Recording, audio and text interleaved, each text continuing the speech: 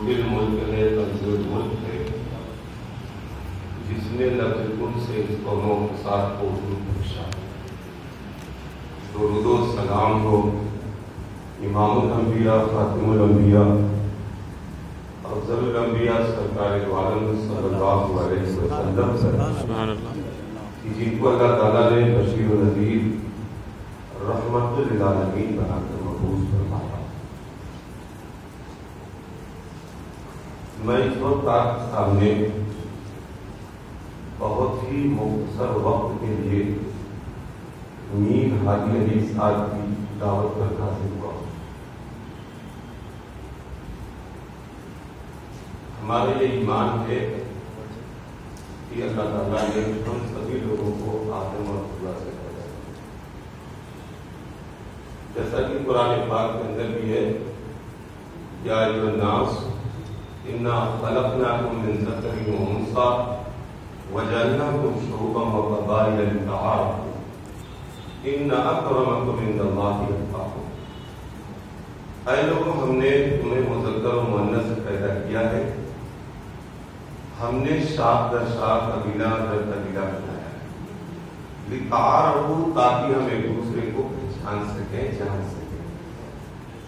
اس وقت دنیا کے اندر اعداد و شمار کے مطابق 7 ارب لوگ ہیں، اور ہمارے قرآن پاک کی تعلیم سے یہ پتہ چلتا ہے کہ سب آدم اور حوا کی اولاد ہیں، سب نبیوں کی اولاد ہیں، سب برابر ہیں۔ اس آیت کی روشنی میں اگر ہم غور کریں تو ہمارے ہندوستان کا قانون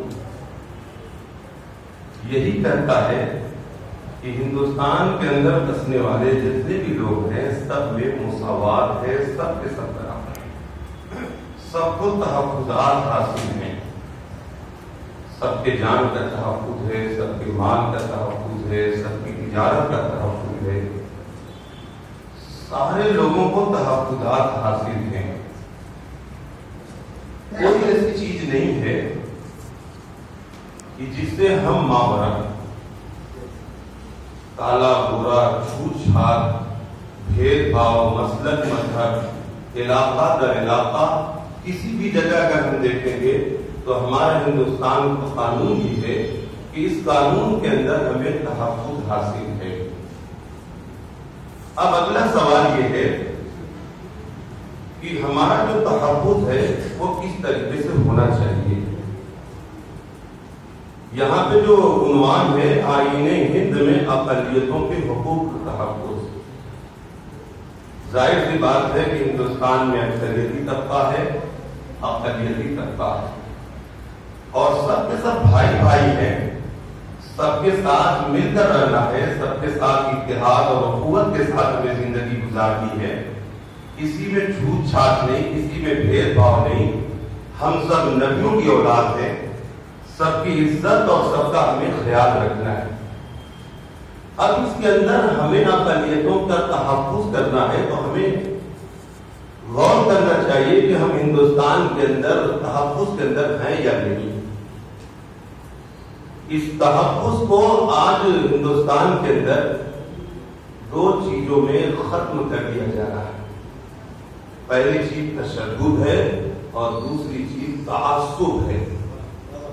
یہ 2 لفظ یاد رکھیں، تحفظ کے ساتھ تشدد اور تشدد کے ساتھ تعصب، یہ 3 لفظ ایسے ہیں کہ ان تینوں لفظوں کا اگر ہم مفہوم سمجھ جائیں تو یقیناً ہماری ذہنی سطح آگے بڑھ جائے گی۔ جو لوگ بھی تشدد کرتے ہیں وہ لوگ ظالم ہیں، ان سے نہ ملک کو فائدہ ہے نہ انسانوں کو فائدہ ہے، اس سے ملک ترقی نہیں کر سکتا۔ جو لوگ بھی تشدد کرتے ہیں، چاہے ہندو ہو، مسلمان ہو، سکھ ہو، عیسائی ہو، امیر ہو، غریب ہو، اچھے ہو، برے ہو، کسی بھی خاندان، کسی بھی قبیلے، کسی بھی علاقے کے اگر رہنے والے ہوں، چاہے گاؤں اور شہر یا دیہات کے رہنے والے ہوں، جو لوگ بھی ظلم کرتے ہیں وہ سب کے سب تشدد کرنے والے، وہ سب کے سب ظالم ہیں، اور ظلم سے تحفظ نہیں ہو سکتا۔ ظلم سے کیا ہے؟ تحفظ نہیں ہو سکتا۔ تحفظ کرنے کے لیے انصاف کو لانا پڑے گا۔ اللہ تعالیٰ نے قرآن کے اندر ذکر فرمایا، ہمارے جمعے کے خطبے کے اندر پڑھی جاتی ہے یہ آیت، ان اللہ یامر بالعدل والاحسان وایتاء ذی القربی وینہی عن الفحشاء والمنکر والبغی۔ اللہ تعالیٰ عدل کا حکم دیتا ہے، اللہ تعالیٰ عدل کا حکم دیتا ہے۔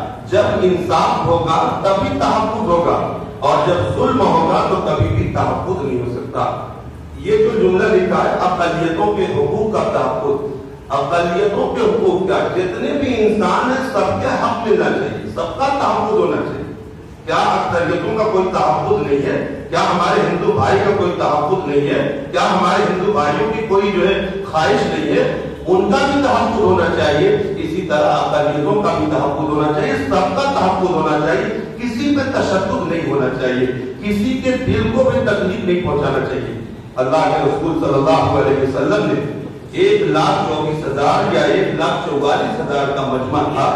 حجۃ الوداع کے موقع پر اللہ کے رسول صلی اللہ علیہ وسلم نے ارشاد فرمایا تھا کہ کسی کے مال، کسی کی جان، کسی کی عزت و آبرو سے اگر کوئی آدمی کھلواڑ کرتا ہے تو گویا کہ وہ کعبے سے کھلواڑ کرتا ہے، گویا کہ شہر سے کھلواڑ کرتا ہے، گویا کہ اس مہینے سے کھلواڑ کرتا ہے، چاہے کوئی بھی ہو۔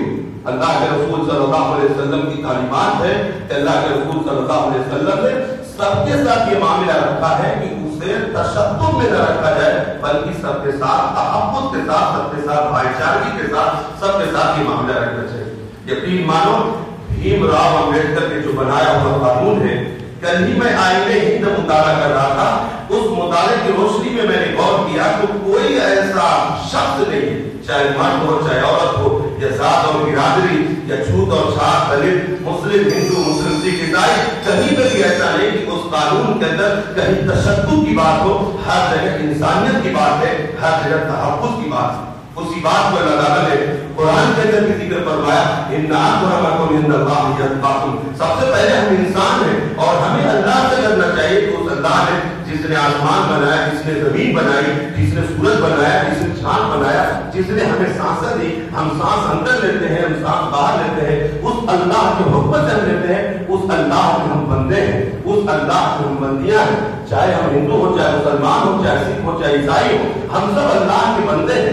اللہ نے ہمیں ایک سے پیدا کیا ہے، لہذا ہمارے اندر انسانیت ہے۔ یہ اللہ تعالیٰ نے جو بنایا ہے، سب لوگ سوچتے ہیں کہ اللہ ہم سے خوش ہو تو ہم اس راستے کا انتخاب کریں جس میں تشدد نہ ہو، جس میں کیا ہے تشدد نہ ہو، بلکہ اس کے اندر عدل ہو، اس کے اندر کیا ہے انصاف ہو۔ عدل اور انصاف لانے کے لیے اللہ تعالیٰ نے ایک آیت نازل فرمائی ہے، وَإِلَى السَّمَاءِ كَيْفَ رُفِعَتْ۔ آسمان کی طرف دیکھو کہ اللہ تعالیٰ نے کتنا بلند پیدا کیا، اور یہ عدل لانے کے لیے، تحفظ لانے کے لیے اپنی سوچوں کو آسمان کی طرف بلند رکھنے کی ضرورت ہے۔ اپنے سوچوں کو آسمان کی طرف بلند رکھنے کی ضرورت ہے۔ جب سوچیں کیا ہے بلند رہی تو یقیناً کہیں پہ بھی تشدد نہیں ہوگا۔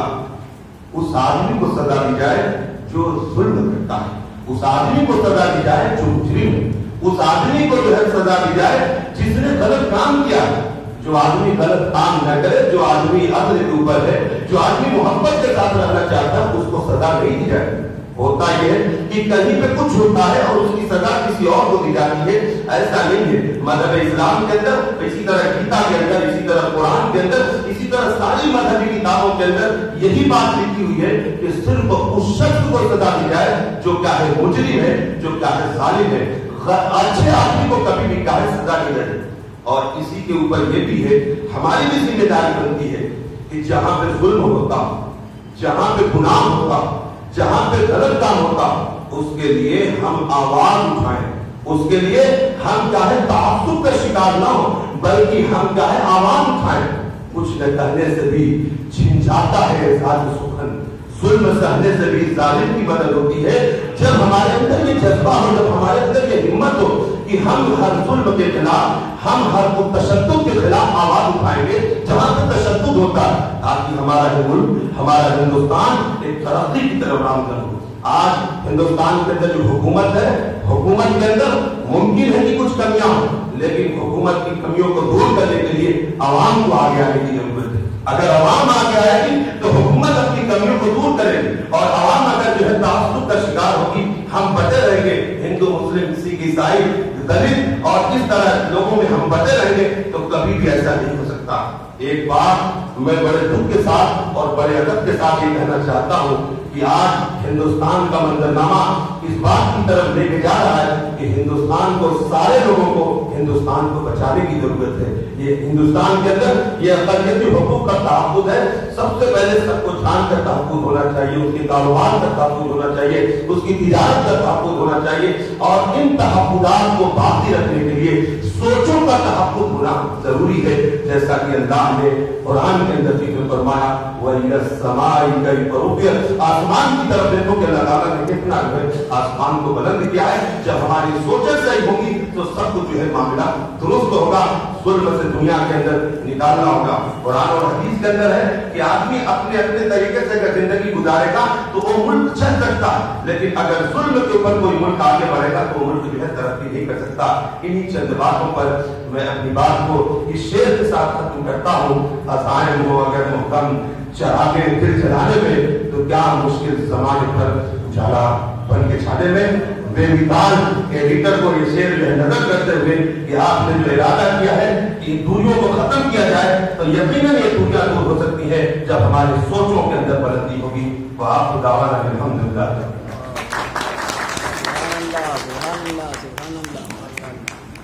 क्या मक़सद कुरान बयान कर